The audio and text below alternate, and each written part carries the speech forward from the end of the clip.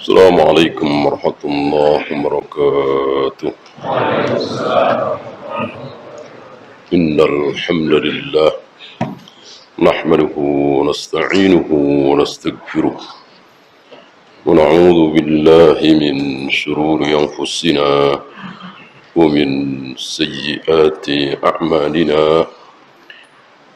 May yahdihillahu fala mudilla lahu ومن يضلل فلا هادي له أشهد أن لا إله إلا الله وحده لا شريك له وأشهد أن محمدا عبده ورسوله وبعد. أيها الإخوة, hari ini kita sedang berada di masa yang sudah disabdakan oleh Nabi SAW. Apa? Man ya'is minkum ba'di fasayara fihi ikhtilafan katsira.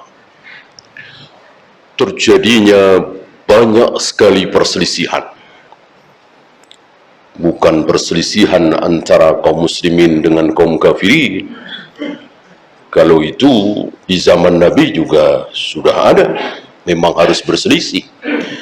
Tidak mungkin kaum muslimin dengan kaum kafirin seragam, sama.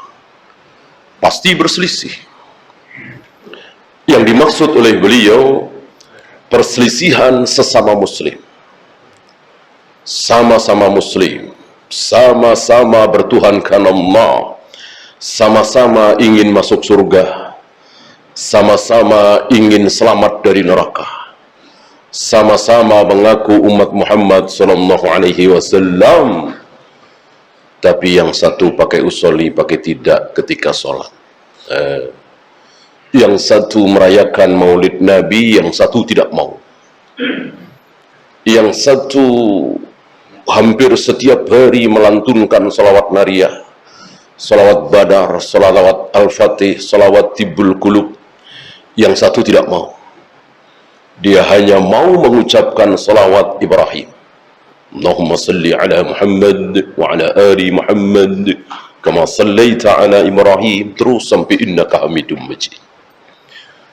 Berselisih apa tidak? Jelas berselisih. Jelas berselisih. Walillahil hamd. Antum yang belajar salaf, belajar manhaj yang benar, sudah lulus. Contoh-contoh saya tadi, ya, saya yakinnya antum bisa memilih antara perselisihan tadi. Yang benar pakai usolli apa tidak, yang benar kalau wudu pakai nawaitul wudu atau tidak, yang benar tahlilan atau tidak, muludan apa tidak, insya Allah antum sudah tahu, sudah belajar, sudah lulus. Kenapa? Karena itu yang dipelajari dalam manhaj salaf. Mana mungkin kita ragu dengan sabda Nabi, "Alaikum bisunnati wa sunnatil khulafa'ir rasyidin al-mahdiyyin, tamassaku biha wa 'addu 'alaiha bin nawajiz." Kita ragu dengan sabda Nabi ini karena kita melihat tokoh-tokoh pembesar-pembesar Islam, ulama, kiai, apalah istilahnya, melakukan tahlilan, muludan, manakiban, 7 bulanan, dan seterusnya. Dan itu yang dipelajari di pengajian-pengajian salaf kan itu. Alaikum bisunnati wa sunnatil khulafa'ir rasyidin al-mahdiyyin. Maka kita tidak bergeming. Mau tokoh, mau profesor, mau doktor, kita tinggalkan karena memang tidak ada contoh dari Rasul dan para sahabat, dari mulai maulid, tahlilan, segala macam. Ya. Nah, kita meningkat sedikit. Apa? Sesama ulama ahlu sunnah berselisih. Ya. Apakah, gimana sikap kita? Kan masing-masing tentu berlandaskan tadi, alaikum bisunnati wa sunnatil khulafa'ir rasyidin al-mahdiyyin. Adapun firqah-firqah tadi kan tidak. Sebagian saudara-saudara kita mengatakan betul Rasul tidak merayakan maulid, betul para sahabat tidak merayakan maulid. Tapi apa salahnya? Kan isinya baik, zikir, wirid, baca Al-Quran. Nah, berarti ini sudah lewat, ya. Sudah lewat. Para ulama kita Ahlus Sunnah tentu tidak ada yang berbicara seperti ini. Kaidah yang sangat mendasar mereka tidak faham. Dengan mengatakan apa salahnya, kaidah yang sangat mendasar mereka tidak faham. Al-aslu fil ibadati lit tahrim. Hukum asal dari sebuah ibadah mahdhah adalah haram. Al-man'u, terlarang. Kaidah sederhana ini, kaidah mendasar ini mereka tidak faham. Walillahil hamd. Atas kehendak Allah, rahmat Allah, karunia Allah, kita dipertemukan dengan guru-guru kita. Walillahil hamd, kita ditakdirkan di depan kita kitab-kitabnya Syekh Albani, Syekh bin Baz, Syekh Utsaimin, Syekh Muhammad bin Abdul Wahab, Syekh Ahmad Syakir, Syekh Musa Nasr, Syekh Mansur Hasan Salman, dan seterusnya. Bukan si A, si B, si Said. Kehendak siapa? Tentu kehendak Allah yang wajib kita syukuri. Tidak boleh kita mengatakan, ya iya, saya akan belajar, saya akan mencari. Di mana ada pengajian saya ikuti. Ya wajarlah saya dapat hidayah sunnah. Sombong. Sombong. Jangan ucapkan itu. Ya. Antum punya teman, saudara, kenalan, yang ngaji ke sana kemari, rajin, akhirnya sesat. Ada nggak? Ada nggak? Banyak.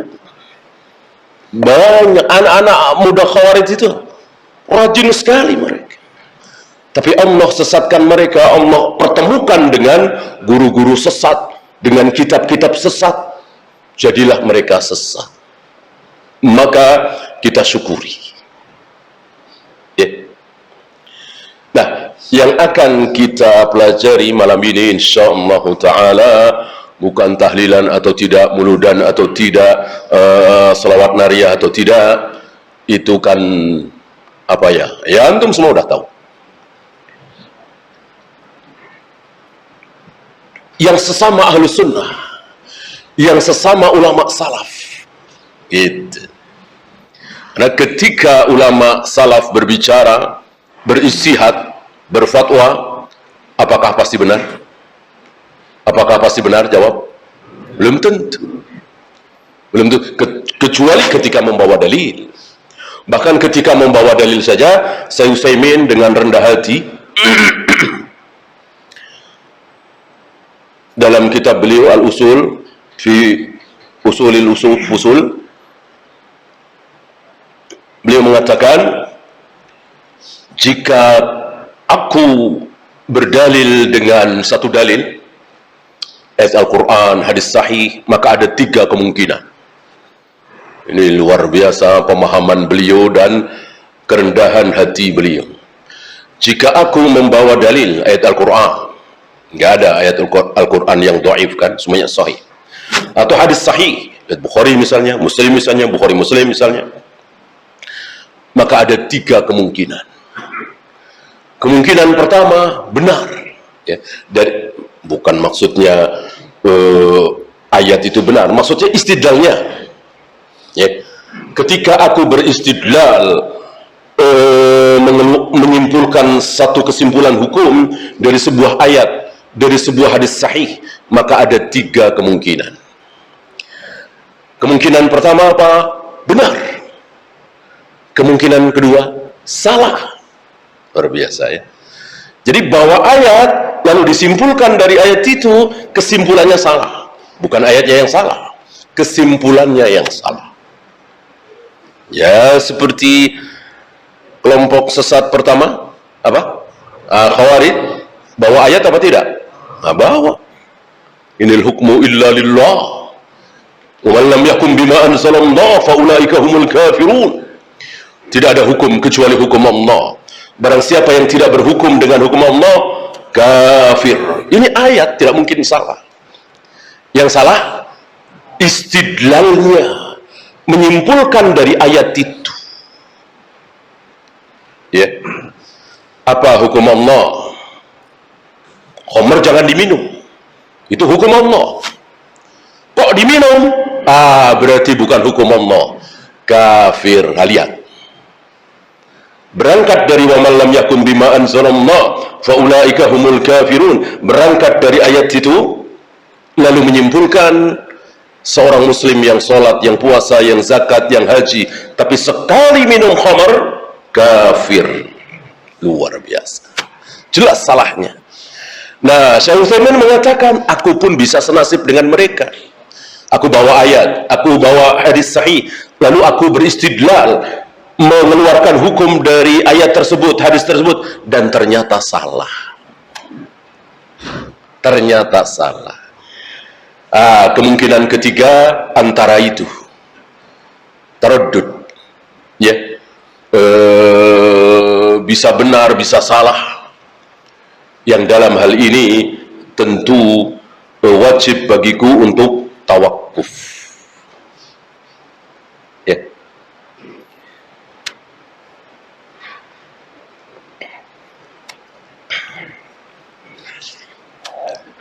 Ya, kita batasi malam ini perselisihan para ulama salaf. Kita tidak membahas perselisihan antara ahlu sunnah dengan khawarij, ahlu sunnah dengan rafidah, ahlu sunnah dengan jahmiyah, ahlu sunnah dengan asy'ariyah, maturidiyah. Tidak. Butuh waktu dan butuh rutinitas. Nggak mungkin sekedar kajian tematik seperti ini, ya. Maka yang kita bahas sekali lagi, karena yang tadi mendasar sekali, untuk mengetahui mana yang ahlu sunnah, mana yang bukan, ini mendasar sekali. Untuk mengetahui mana yang salaf, mana yang bukan salaf, ini luar biasa. Kalau zaman sahabat enak, kenapa? Asal tahu caranya, ya, asal memang dikehendaki baik oleh Allah, ya ikuti para sahabat. Mana ada sahabat yang sesat, mana ada sahabat yang terkena syubhat, mana ada sahabat yang masuk dalam firqah dolal. Tidak ada. Mudah. Maka khawarij betul-betul disesatkan oleh Allah. Kebenaran di depan mata. Ali bin Abi Thalib, Abu Hurairah, Anas bin Malik, Aisyah, Abdullah bin Amr bin As, di depan mata mereka. Bukannya diambil ilmunya, bukannya nanya ke mereka, malah menyalah-nyalahkan mereka, bahkan mengkafir-kafirkan mereka. Ucapan mereka yang sangat dahsyat adalah Ali kafir, Muawiyah kafir, Amr bin As kafir. Ini luar biasa. Bagaimana mau mengambil ilmu dari Ali, dari Muawiyah, dari Amr bin As, orang kafir menurut mereka, ya. Padahal sebetulnya kalau ingin benar mudah sekali. Ketika muncul khawarij ini, ya tinggal pilih mau kelompok sahabat apa khawarij. Muncul setelah khawarij qadariyah, enggak, ya masih mudah lah, walaupun tidak semudah yang tadi. Ya ada tiga, mau pilih qadariyah apa khawarij apa para sahabat ahlus sunnah. Muncul lagi rafidah, tinggal pilih antara empat itu. Muncul lagi jahmiyah, 5, terus sekarang berapa? Sekarang berapa?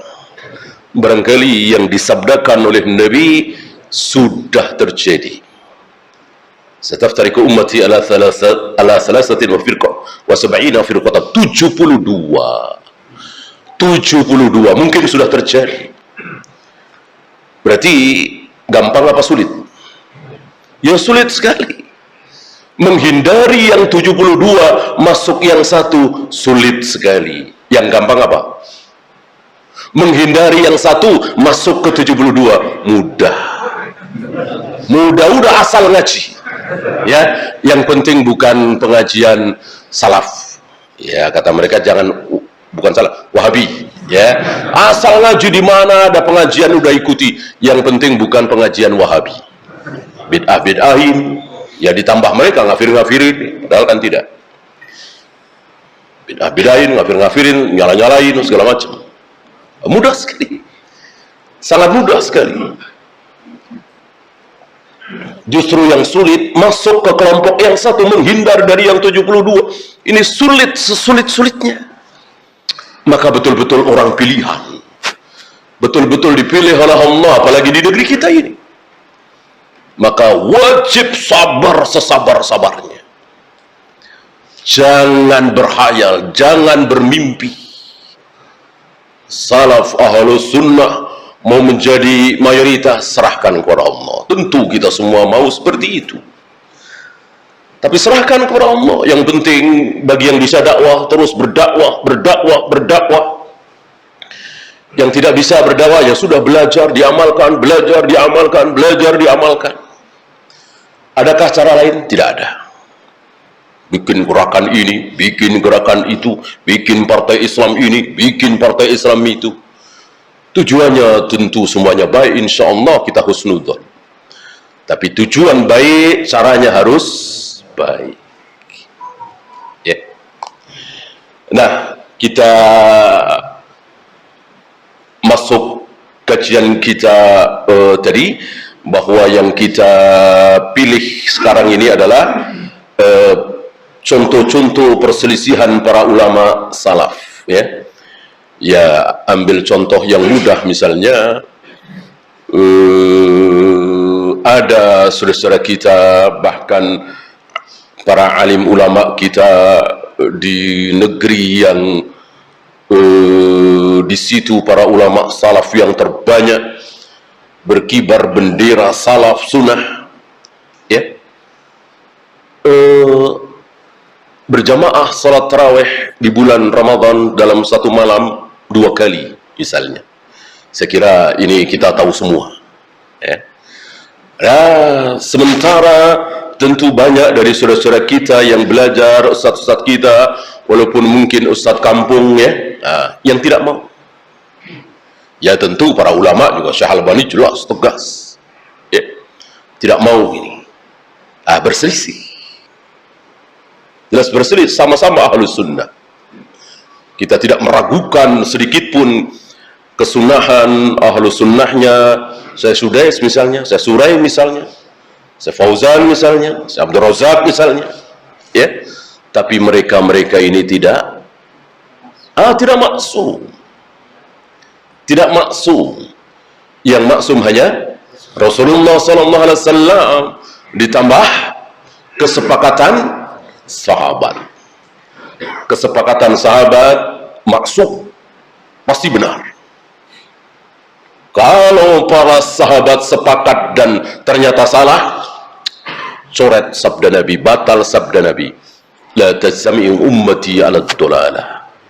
Tidak mungkin para sahabatku bersepakat dalam kesalahan, tidak mungkin. Maka jika para sahabat sepakat, pasti benar, pasti benar.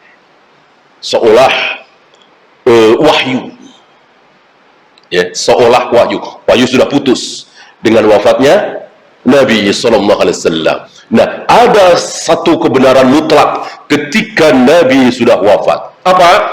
Sahabat sepakat, kesepakatan sahabat. Maka ketika seluruh sahabat sepakat membaiat Abu Bakar sebagai khalifah pertama pengganti Nabi SAW, wajib kita katakan pasti benar. Ketika para sahabat sepakat untuk mengumpulkan Al-Quran dalam satu mushaf, padahal tidak ada isyarat dari Nabi. Kalau Abu Bakar masih ada isyarat, walaupun tidak sharih, tidak vulgar, ya. Pilihlah Abu Bakar sepeninggalku, enggak. Tapi ada isyarat.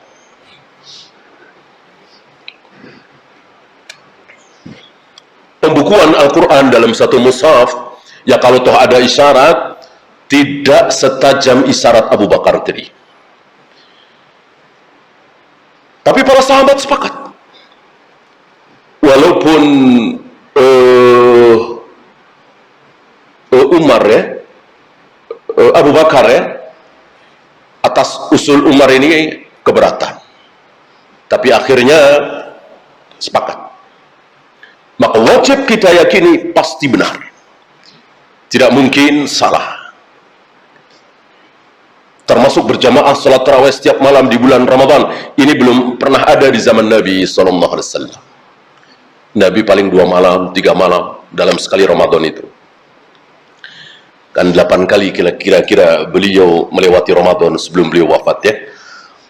Artinya kutiba alaikumusiyam kama kutiba alal ladzina min qablikum itu turun kira-kira di tahun 2 Hijrah, 8 tahun sebelum beliau wafat. Berarti beliau mengalami Ramadan setelah diwajibkan puasa Ramadan itu 8 kali. Nah, selama 8 kali beliau melewati Ramadan, itu berjamaah salat tarawih cuma 2 kali, 3 kali dalam 1 bulan.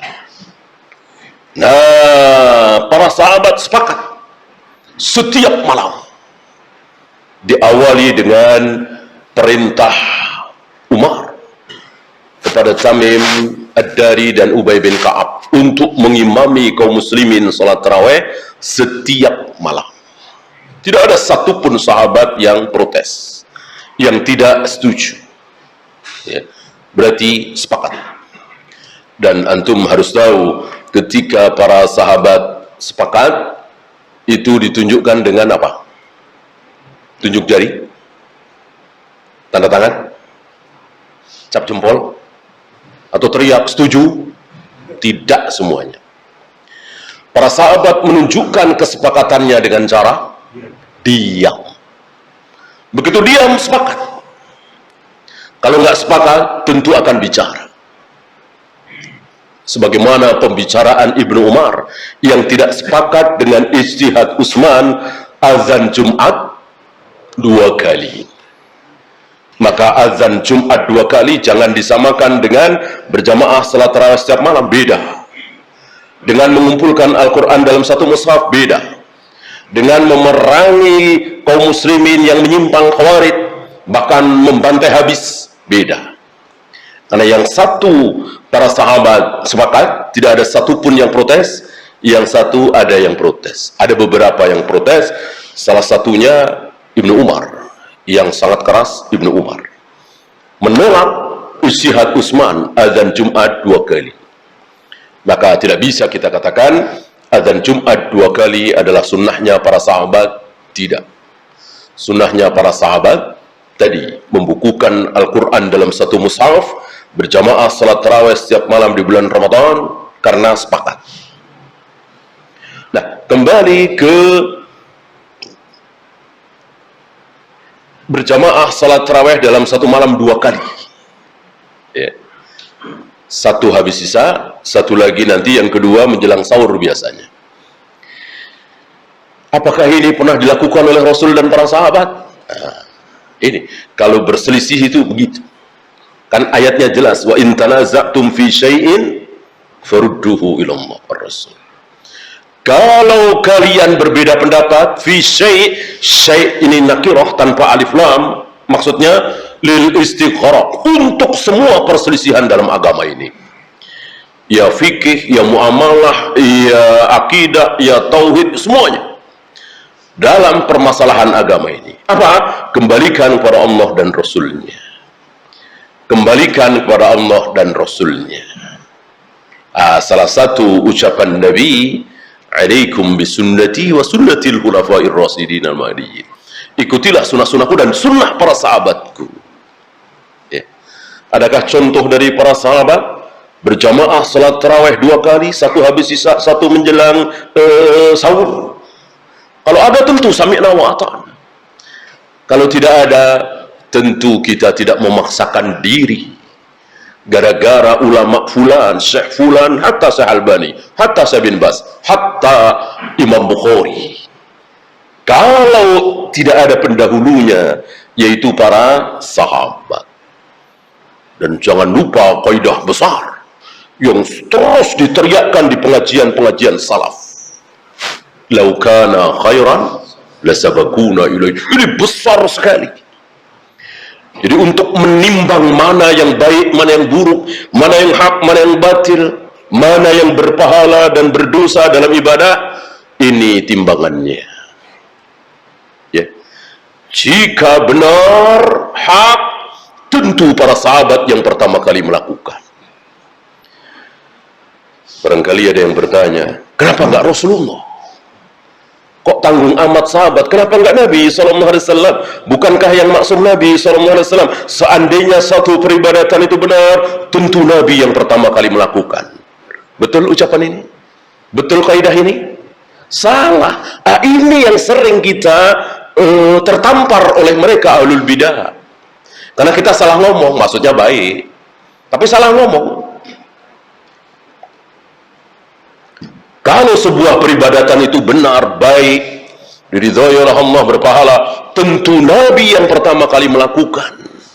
Sering sebagian du'atus salat mengucapkan kalimat ini keselio ludah, atau mungkin dia belum begitu matang dalam manhajnya, mudah sekali membantahnya.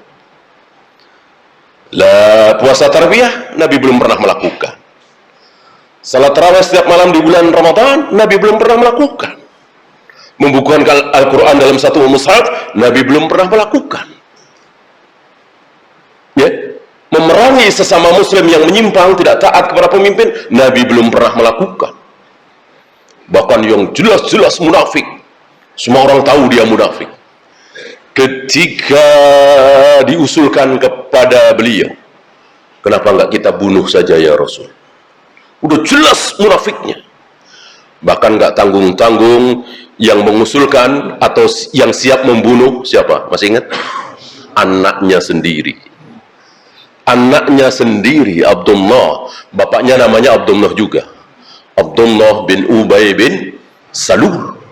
Semua orang tahu dia ini pura-pura masuk Islam, munafik. Selalu bikin onar, bikin ulah di dalam Islam. Bayangkan perang Uhud yang mestinya diikuti 1000 pasukan, dengan ulah dia yang 300 pulang, tinggal 700. Ini bukan sekali dua kali. Tapi ketika beliau disarankan bagaimana kalau kita bunuh saja, beliau tolak. Ya, aku tidak mau orang-orang mengatakan Muhammad membunuh sahabatnya sendiri. Ini siasah syar'iyah. Orang kalau mau belajar siasah syariah, ini salah satu contohnya. Siasah syariah bukan berebut jabatan, bagaimana supaya jadi presiden, menteri, dan seterusnya, bukan. Ini salah satu siasah syariah. Nabi nggak berani padahal satu orang. Ali bin Abi Thalib berani-beraninya, riwayat mengatakan sampai 3000 orang dihabisi oleh Ali bin Abi Thalib. Berani-beraninya. Padahal mereka sholat, mereka puasa, bahkan jidat mereka hitam karena bekas sujud, badan mereka kurus-kurus karena hampir setiap hari berpuasa, wajah mereka pucat-pucat karena hampir setiap malam sholat malam. Kalau mereka sedang tidak puasa, lapar, menemukan sebutir kurma, tidak berani mengambil, takut haram. Anak-anak muda seperti ini dibantai habis oleh Ali bin Abi Thalib. Ya. Dan seluruh sahabat tidak ada yang protes. Tidak ada satupun sahabat yang protes atas keputusan Ali bin Abi Thalib ini. Berarti bisa dikatakan ijma sahabat. Ya. Kembali kepada laukana khairan. Kalau kita mengatakan bahwa jika sebuah peribadatan itu baik benar, tentu sudah dilakukan oleh Rasulullah, kita tertampar sendiri. Maka kaidah yang benar bukan itu. Lau kana khairan lasabakuna ilai, sabaku dengan fa'il hum. Hum siapa? Sahabat. Bukan la fa'alahu Rasul SAW, tidak. Tapi jika sebuah peribadatan itu benar baik, tentu para sahabat yang pertama kali mengamalkannya. Dengan demikian, diam mereka, tidak bisa berbicara apa-apa. Ya, jika tahlilan itu baik, tentu para sahabat yang pertama kali melakukannya. Jika maulid Nabi itu baik, tentu para sahabat yang pertama kali merayakan maulid. Kalau salawat naria, salawat tibbul qulub itu baik benar, tentu para sahabat yang pertama kali menggubahnya dan seterusnya. Baru ini membungkam mereka. Ya. Termasuk tadi, adakah riwayat dari para sahabat mereka habis sholat berjamaah, sholat tarawih, lalu menjelang sahur sholat tarawih lagi? Satu masjid ya, satu masjid. Kecuali di masjid lain salat tarawihnya itu menjelang sahur. Tentu ini lain lagi. Itu pernah diamalkan oleh Rasul dan para sahabat. Rasul dan para sahabat dalam 8 kali Ramadan itu saja, kadang habis isya, kadang tengah malam, kadang sepertiga malam yang akhir. Bahkan para sahabat mengira bahwa kami tidak akan kebagian makan sahur. Jadi mengira bahwa begitu selesai qiyamul lail langsung subuh. Ternyata tidak. Rasul lebih tahu dari mereka. Maka Rasul hentikan qiyamul lail dan mereka bisa santap sahur. Tidak lama kemudian azan subuh. Ya. Nah, ini modal bagi kita, bahwa yang tidak mungkin salah hanyalah Rasul dan kesepakatan para sahabat. Adapun Syekh Fulan, Imam Fulan, Syekh Albani, Syekh bin Bas, Syekh Muhammad bin Abdul Wahab, bahkan Imam Bukhari, Imam Malik, bisa salah. Yang udah nyata contohnya saja. Siapa yang pernah mengatakan, berpendapat bahwa masih tertulis di kitabnya puasa 6 hari di bulan Syawal tidak ada sunnahnya? Ya, padahal jelas hadisnya. Man shoma Ramadan summa atba'ahu bi sittin min Syawal fa huwa kasiyamid dahr. Barang siapa yang puasa Ramadan kemudian ditambah 6 hari di bulan Syawal, maka seolah-olah dia puasa 1 tahun penuh. Sabda Nabi SAW, ada seorang imam mengatakan puasa 6 hari di bulan Syawal tidak ada sunnahnya. Siapa imam? Imam Malik. Di kitab beliau yang luar biasa, Al-Muwatta, yang dihafal oleh Al-Imam Syafi'i di umur beliau yang masih belasan tahun. Ya. Bahkan ada yang lebih dahsyat dari itu, berpendapat mengatakan nikah sah walaupun tidak ada wali. Ini kan istilah kita keterlaluan sekali ini. Ya. Padahal yang mengatakan pelacur itu nikah tapi tanpa wali, siapa? Nabi SAW. Ya. Man nakaha bi ghairi waliyin wa syahidai adlin fa nikahuha batilun. Fanikahuha batil. Siapa yang ngomong begini? Nabi SAW. Barang siapa yang nikah tanpa saksi, tanpa 2 orang saksi laki-laki, maka nikahnya batal. Tidak sah. Nah, sementara ada seorang imam besar mengatakan nikah sah walaupun tanpa wali. Parah ini. Ya, siapa beliau? Imam Abu Hanifah. Apa kita silau dengan kebesaran beliau? Mosok sih sekelas beliau nggak tahu hadis itu? Nggak boleh. Kaidah seperti ini nggak ada. Ya, sekelas Abu Bakar, Umar nggak tahu hadis tentang haji tamattu, segala kemungkinan pasti terjadi. Segala kemungkinan pasti bisa terjadi. Maka salah satu kalimat yang tidak boleh kita pelihara di dalam diri kita, mosok sekelas beliau nggak tahu hadis ini, nggak boleh. Mosok sekelas beliau nggak tahu ayat ini, nggak boleh. Ya. Beberapa jam setelah Nabi wafat, Umar seolah menjadi orang bodoh sekali. Nah, saking sedihnya, saking emosinya. Ya. Barang siapa yang mengatakan Rasulullah SAW meninggal, akan aku tebas dengan pedangku ini. Kan bodoh. Semua orang tahu beliau sudah wafat. Anak kecil juga tahu orang meninggal itu kayak apa, sudah tidak ada, udah dingin, nggak ada gerakan jantung, nadi segala macam. Dari zaman dulu semua orang tahu. Iya. Lihat. Lalu ketika Abu Bakar membacakan wa ma kana Muhammadun aba ahadim min rijalikum, bahwa Muhammad itu bukan ayah dari seorang laki-laki di antara kalian, bahwa beliau adalah nabi terakhir, qad khalat min qablihi rusul, telah berlalu rasul-rasul sebelum beliau, semuanya meninggal. Ya, Umar seolah baru dengar ayat itu. Kan bisa kita katakan, mosok sekali berumar enggak tahu ayat itu. Ya, ketika dengar ayat itu dari mulut Abu Bakar, seolah Umar mengatakan, seolah aku baru dengar ayat itu. Ya. Dengan demikian kita tidak boleh mengucapkan kalimat-kalimat itu. Mosok sekali berbeliau salah sefatal ini. Bisa. Bahkan lewat Syekh Ali Hasan, Syekh Albani pernah berpendapat aneh sekali.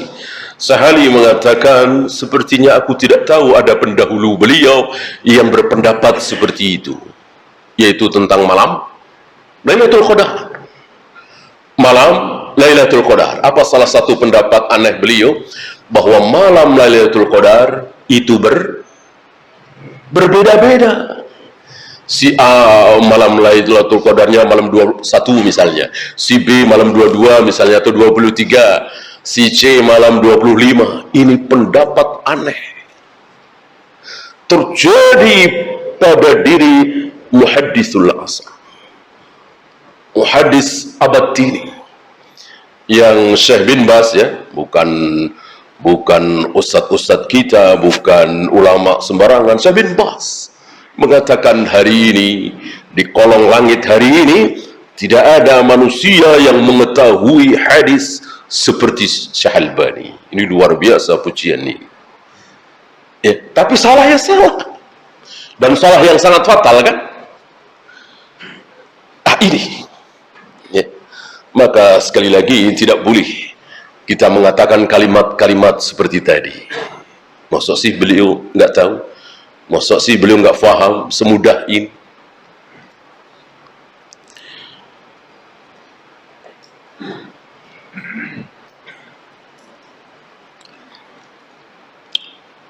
Bahkan antum tahu Ibnu Umar saja salah dalam masalah yang sangat sederhana, mandi junub. Mandi junub saja, mandi junub buat wanita, ya, fatwa beliau. Seluruh rambutnya harus basah semua. Tidak boleh ada yang tersisa masih kering walaupun 1 helai 2 helai.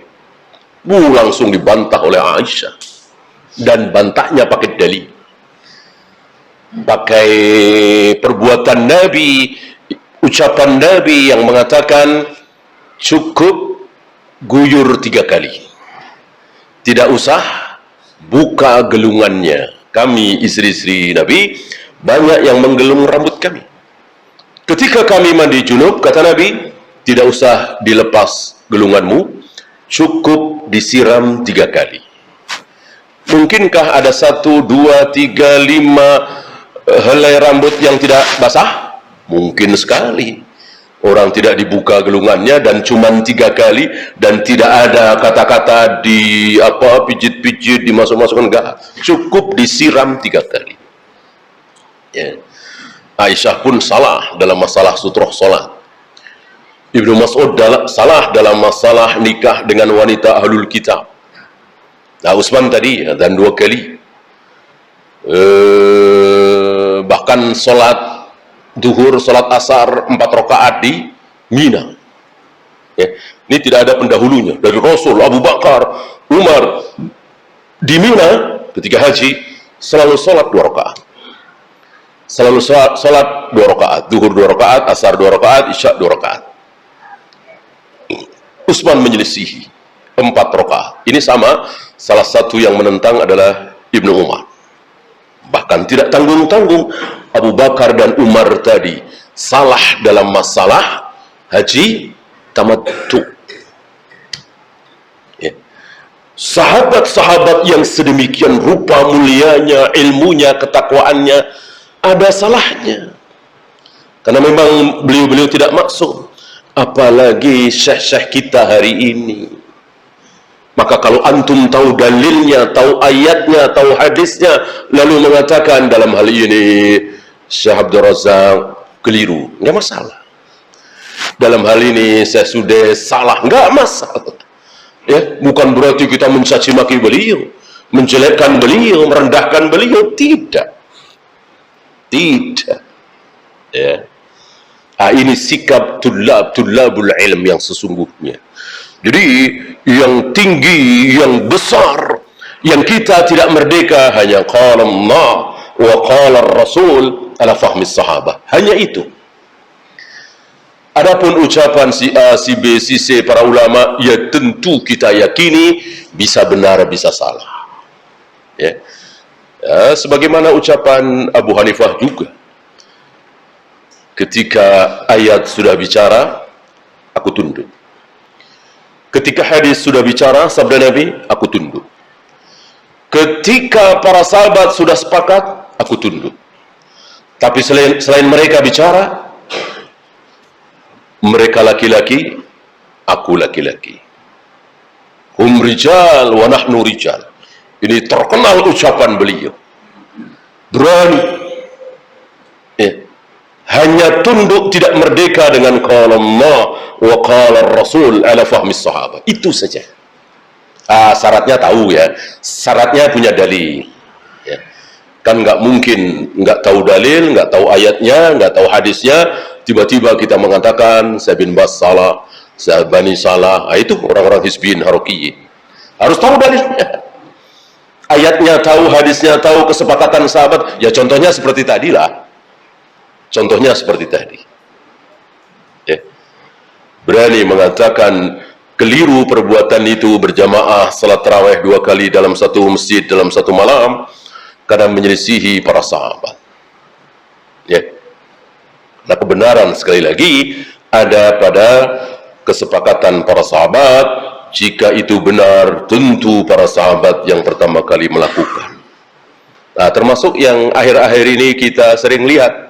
Beberapa masjid bikin sutroh dari kayu, tentu niatnya baik. Agar kalau sholat ada sutrohnya. Ya. Kira-kira ini butuh pendahulu apa tidak? Ini masalah ibadah ya. Sholat memakai sutroh, jelas ini masalah ibadah, makhluk. Ya, beda dengan sholat di atas karpet, sholat di atas keramik, azan pakai pengeras. Azannya ibadah makhluk, pengeras suaranya bukan. Walaupun para sahabat tidak melakukan, nggak masalah. Dan sudah ada korina, kan Bilal naik ke tempat yang agak tinggi. Dan hayya ala sholah ke kanan, hayya ala falah ke kiri. Tujuannya agar suara itu sampai ke kaum muslimin. Dan di luar masjid. Berarti kan ada korina. Supaya suara itu dikeraskan. Sekarang ada pengeras suara. Kenapa tidak? Ya. Tapi kalau bikin sutroh-sutroh seperti itu tentu mudah sekali bagi para sahabat. Kan kayu atau apa di zaman Nabi, di zaman sahabat kan banyak. Nah, adakah para sahabat bikin itu? Kalau nggak ada riwayat, kita cukupkan dengan meniru para sahabat. Sudah nggak usah bikin. Kecuali ada riwayat. Ya.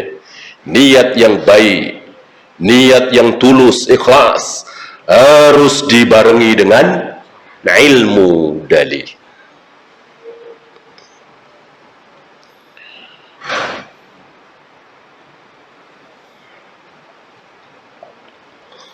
Dan sekali lagi, tidak ada yang maksum.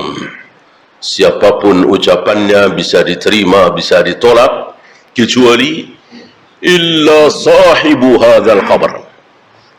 Kecuali penghuni kubur itu. Kata siapa? Kata Imam Malik. Beliau kan memberikan pelajarannya di Masjid Nabawi yang dekat sekali dengan kubur Nabi. Hari itu bukan dekat lagi, sudah masuk.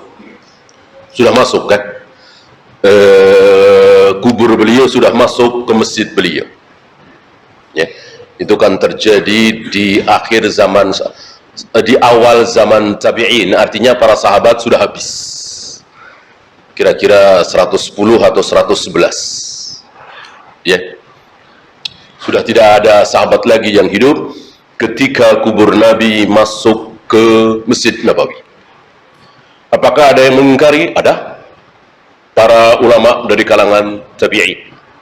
Yang paling keras diantaranya menantu Abu Hurairah, Sa'id bin Musayyab. Ini keras sekali. Ya, mungkin kita azan dulu. Setelah azan kita lanjut sedikit atau soal jawab. Silakan. Azan dulu. Wassallallahu ala Muhammadin sallallahu alaihi wasallam. Wa akhiru da'wana alhamdulillahi rabbil alamin.